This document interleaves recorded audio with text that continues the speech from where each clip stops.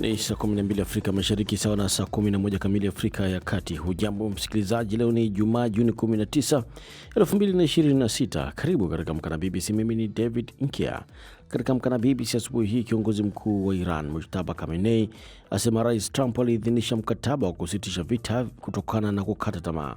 Serikali ya kijeshi Niger yaituhumu Ufaransa kwa kufadhili shambulio la Alhamis asubuhi katika uwanja wa ndege wa Niamey na kusababisha vifo vya wanajeshi 11 na raia kadhaa.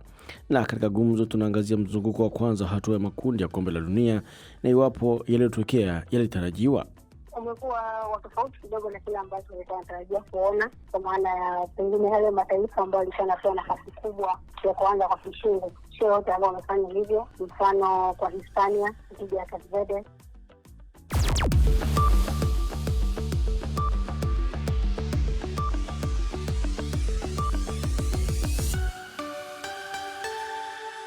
Na tuna mengi tuliokuandalia msikilizaji, lakini kwanza ni muktasari wa habari za ulimwengu na msomaji ni Isabella Magodi. Karibu Isabella. Naam, shukran sana David Nkia. Kiongozi mkuu wa Iran amesema Rais Trump wa Marekani aliidhinisha mkataba wa kusitisha vita vyao kutokana na kukata tamaa.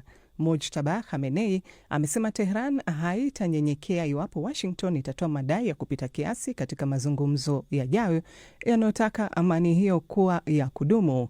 Mapema makamu wa rais wa Marekani JD Vance alisisitiza kuwa Washington ndiyo inashikilia hatamu zote katika mazungumzo hayo yajayo.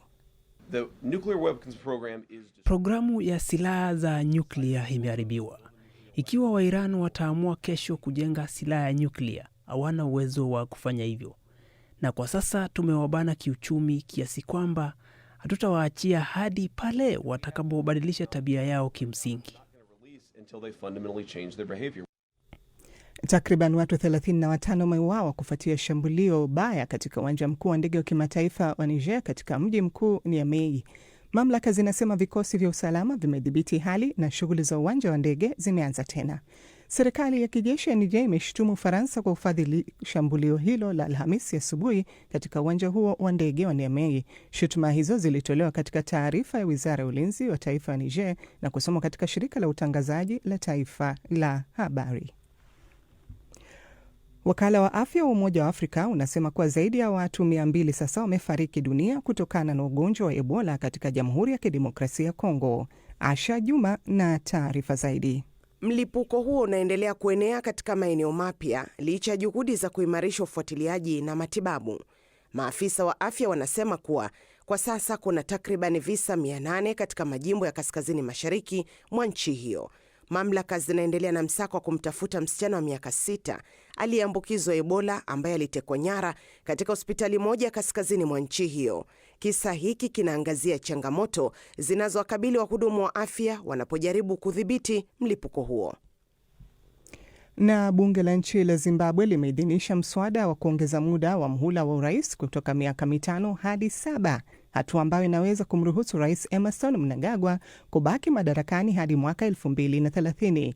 Sheria hiyo ilipita kwa idadi ya theluthi 2 ya kura zinazohitajika kurekebisha katiba na sasa inapelekwa katika baraza la Seneti ambako pia inatarajiwa kupitishwa. Chama tawala cha ZANU-PF cha Rais Mnangagwa kimekuwa kikishinikiza mabadiliko hayo tangu mwaka jana, kikidai yataleta utulivu na wajibikaji zaidi. Aidha, wakosoaji wanasema mswada huo umeundwa ili kumweka rais huyo mwenye umri wa miaka 83 madarakani hata baada ya kumalizika kwa muhula wake wa sasa wa mwaka 2028. Hii ni BBC. Na muktasari wa habari za dunia umesoma kwako na Isabella Mwagodi. Unasikiliza Amka BBC kutoka idhaa ya Kiswahili ya BBC kikutangazia kwenye FM radio shirika na katika tovuti ya bbcswahili.com. Ukiwa Tanzania tusikilize kupitia Radio 1 na Radio Free Africa pale Mwanza. Kenya ni Mwenedu FM na Must FM. Ukiwa nchini Uganda ni Radio Kitara pamoja na Voice of Muhabura, na pale DRC ni Radio Muungano Beni na Lizard Radio. Aidha, matangazo haya yanasikika moja kwa moja kwenye ukurasa wetu wa Facebook na YouTube wa BBC Swahili. Asubuhi ya leo upo nami David Nkia, karibu.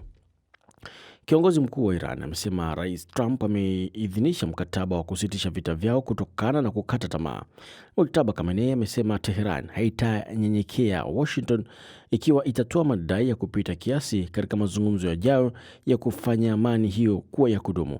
Isabella Mogodi na maelezo zaidi. Hii ndio mara ya kwanza kwa Khamenei kutoa majibu tangu kufikiwa kwa mkataba huo. Hajawahi kuonekana hadharani tangu alipoingia madarakani mwezi Machi kufuatia kuuawa kwa baba yake na mtangulizi wake Ayatollah Ali Khamenei katika mashambulizi ya Marekani na Israel ya tarehe 28 mwezi Februari yaliyoanzisha vita hivyo vya kikanda. Rais Trump hakujibu moja kwa moja kauli ya Khamenei, lakini aliandika kwenye mtandao wa Truth Social kwamba anatarajia kusitishwa kwa mapigano kuanza kutekelezwa katika nyanja zote, ikiwemo kati ya Israel na kundi la Hezbollah linaloungwa mkono na Iran nchini Lebanon. Pia amesema anatarajia nchi za Mashariki ya Kati kudumisha ahadi yao ya kuruhusu mazungumzo yetu kufanyika. Mapema Makamu wa rais wa Marekani JD Vance alisisitiza kuwa Washington ndiyo inayoshikilia hatamu zote katika mazungumzo hayo yajayo. Wakati huo huo, mbunge mwandamizi wa Hezbollah Hassan Fadlal amesema makubaliano haya ya Marekani ni ushindi wa kweli kwa Iran. Mkataba huu wa maelewano ni ushindi wa kweli kwa Iran. Mtu yeyote anayekaidi kuona ukweli huu haangalii mambo kupitia macho ya haki na ukweli. Hata ndani ya Israel tunasikia malalamiko makubwa kuhusiana na mkataba huu. Hata hivyo, jambo la msingi ni kufikia makubaliano ya mwisho. Katika tukio jingine, DJ Vance amekosoa vikali Israel, hizi zikiwa ni kauli za hivi punde kutoka kwa utawala wa Trump zinazoashiria mtafaruku unaokuwa kati ya Washington na mshirika wake wa muda mrefu. Akizungumza na wakosoaji wa Israel kuhusu mkataba wa Iran, alionya kwamba Donald Trump ndiye kiongozi pekee wa nchi mwenye huruma kwa nchi hiyo. Ni Isabella Mogodi. Serikali ya kijeshi ya Niger imeshutumu Ufaransa kwa kufadhili shambulio la Alhamis asubuhi katika uwanja wa ndege wa Niamey. Shutuma hizo zilitolewa katika taarifa ya Wizara ya Ulinzi wa Taifa la Niger na kusomwa katika shirika la utangazaji la taifa RTN lenye makao yake makuu jijini Niamey. Zilidai kwamba mamluki wenye silaha waliolipwa na Rais Macron walitekeleza shambulio hilo la kikatili lililoua takriban wanajeshi 11 na raia wengine kadhaa. Hata hivyo, serikali haikutoa ushahidi wa kuunga mkono madai hayo na Ufaransa haikutoa tamko lolote mara moja. Kaijage Floren na maelezo zaidi. Wizara ya Ulinzi ya Niger imesema maafisa 11 wa usalama na raia wawili waliuawa katika shambulio la Alhamis karibu na uwanja wa ndege wa kimataifa wa Diori Hamani. Vikosi vya usalama vilivyojibu shambulio hilo viliwaua washambuliaji 22 na kuwakamata washukiwa wengine wapatao 20 wakati wa operesheni zinazoendelea kote katika mji mkuu. Hili ni shambulio la pili kuulenga uwanja huo wa ndege na kambi ya kijeshi iliyo jirani katika kipindi cha takriban miezi 6. Mamlaka ya kitaifa ya usafiri wa anga imesema safari za ndege na huduma za uwanja wa ndege zinaendelea kama kawaida licha ya tukio hilo, huku usalama ukiimarishwa. Mamlaka zimepanua msako wa washukiwa, lakini bado hazijalitambua kundi linalohusika na moja ya mashambulizi mabaya zaidi kuwahi kutokea Niamey katika miezi ya hivi karibuni. Shambulio hilo limelaaniwa vikali na viongozi wa kanda hiyo. Katika taarifa kutoka Addis Ababa, mwenyekiti wa tume ya Umoja wa Afrika Mahamadou Ali Yusuf alilaani vikali shambulio hilo na kupongeza vikosi vya Niger ambavyo hatua zao zilifanikisha kuzuiwa kwa shambulio hilo na kulinda miundombinu ya uwanja wa ndege. Nchi jirani ya Benin nayo ililaani kile ilichokiita shambulio dhidi ya kituo muhimu cha kiraia. Ni Floren Kaijage. Msikilizaji, visa vya dhuluma za kingono dhidi ya wanawake vimeongezeka nchini Ethiopia katika miaka hivi karibuni kufuatia mizozo katika maeneo mengi ya nchi hiyo. Baadhi ya wanawake walioachwa bila makazi kufuatia mapigano wamehamia mijini na kujihusisha na ukahaba. Sasa ili kuwanusuru, serikali ya jiji la Addis Ababa imefungua kituo maalumu cha kuwapa mafunzo ili wapate njia mbadala ya kujitegemea. Asli Galgalo amekutana nao na hii hapa ni taarifa yake. Nilibakwa mara nyingi nyumbani kwa mama yangu na watu waliokuwa wakija na baba yangu wa kambo. Nilibakwa na watu ninaoamini zaidi. walimu wangu wa dini. Mimi alitoroka nyumbani miaka 24 iliyopita. Alikuwa na matumaini ya kupata ajira na kutoroka maisha ya dhulma yaliyoanza akiwa mdogo, ila jiji ilimkaribisha kwa njia tofauti kabisa. Akawa kahaba na hilo likamsukuma kutumia mihadarati. Ningetishwa na wateja ambao walikuwa na silaha, kwa hivyo sitaki kukumbuka niliyoyapitia. Nilitaka elimu kama mtu mwingine yoyote yule. Nilitamani niwe msafi, nilitamani nioge, nisali, lakini nisingeweza kufanya hivyo. Huwezi kufanya hivyo barabarani.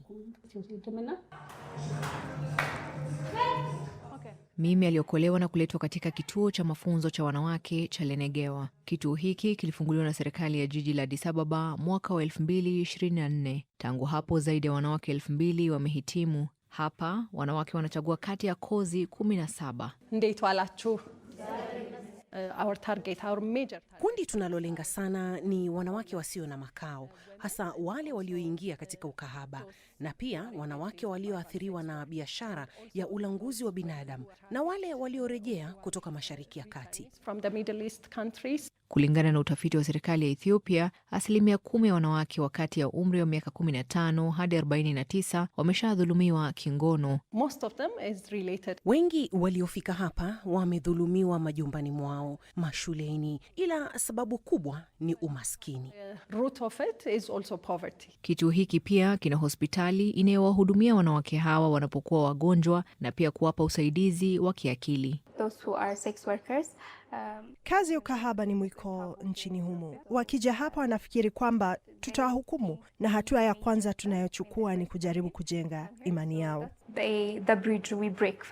Takwimu za dhulma dhidi ya wanawake ni chache nchini Ethiopia, jambo linalofanya kuwa vigumu kufuatilia na kuwasaidia waathiriwa. Vituo kama hivi hata hivyo vimewapa wanawake hawa matumaini katika maisha.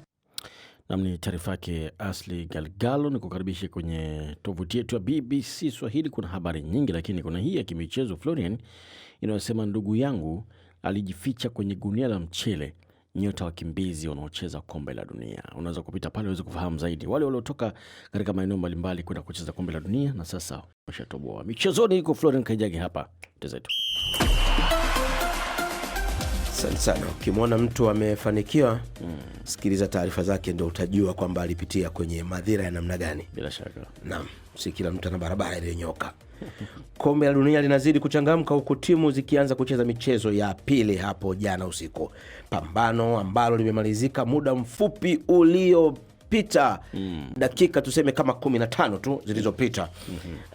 Wenyeji Mexico na Korea Kusini, matokeo ni kwamba Mexico imejipatia ushindi. Makonda haya anayoyafanya kabisa kupitia goli la mapema kipindi cha pili kupitia mlinzi wake wakati Ruiz Romo dakika ya 50 baada ya mlinda lango wa Korea Kim Seung-gyu kufanya makosa ya kutoka langoni kisha kushindwa kunyaka mpira ulipondondoka. Mfungaji akafanya kazi rahisi kukwamisha mpira katika lango lililokuwa wazi. Juhudi kubwa za Korea Kusini kusawazisha hazikuzaa matunda. Hivyo Mexico kwa ushindi huo imekuwa ya kwanza kufuzu kwa hatua ya 32 bora kwa kukusanya alama 6. Kundi hilo limepata mwangaza. Mexico imefuzu, sasa mapambano yatakuwa bila shaka kati ya Korea Kusini na Afrika Kusini ambayo ilisawazisha dakika za mwisho kabisa kupitia mkwaju wa penalti katika mchezo dhidi ya Czech ambayo iliongozwa mapema katika dakika ya 6, mchezo wa jana ulioanza saa 1 usiku. Katika mchezo wa usiku wa manane, wenyeji wengine Canada wamewadhalilisha wenyeji wa finali zilizopita 2022 Qatar kwa kuwachabanga 6-0. Kila kipindi kilizaa magoli matatu huku Qatar wakimaliza na wachezaji 9 dimbani kutokana na wachezaji wake wawili kutolewa nje kwa kadi nyekundu. Mchezaji Jonathan David wa Canada anayekipiga katika klabu ya Juventus Turin ya Italia alipachika magoli matatu na kuwa wa pili katika finali za mwaka huu baada ya Lionel Messi kufanya hivyo dhidi ya Algeria.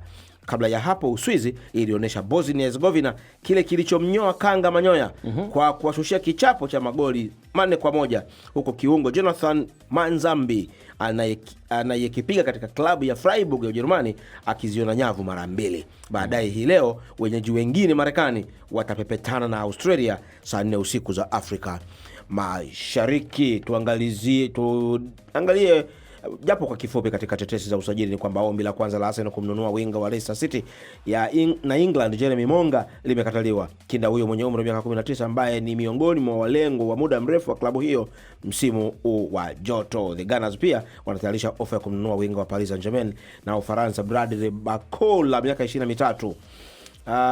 RB Leipzig imefanya mawasiliano na Everton kuhusu mshambuliaji wa Ufaransa chini ya umri wa miaka 21 Thierry Berry. Na Real Madrid wanatazama kuendelea ujenzi wao wa majira ya joto kwa kusajili kiungo wakati wa beki ya kati, huku kiungo wakati wa Chelsea na Argentina Enzo Fernandez miaka 25 akiwa miongoni mwa chaguzi zilizopimwa sana na klabu hiyo. Ndio kuongeza mambo ya Mourinho, lazima anunue tu bila shaka. Asante Flori. Asante.